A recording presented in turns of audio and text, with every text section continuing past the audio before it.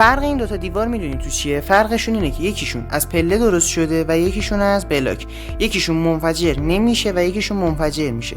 نگاه کنید الان این دومیه که زدن منفجر میشه ولی اولیه که زدن منفجر نشد. حالا چرا؟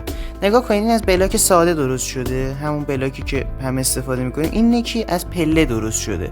حالا پله چرا منفجر نمیشه؟ چون من توش آب گذاشتم و آب اون انفجار رو میگیره.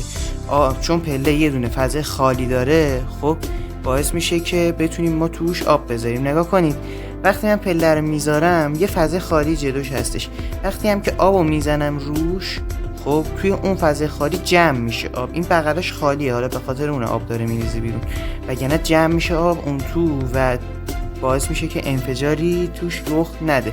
وقتی هم که ما TNT رو میذاریم دیگه نمیتره که. نگاه کنید تو همه اینا، حتی این کوچیک کوچیکا، تو اینا هم آب جمع میشه، جایی نمیریزه. خب باعث میشه اون بلاک منفجر نشه. تمام دلیلش اینه و بهتره که به نظرم خونمون رو اینجوری بسازیم. سابسکرایب کن.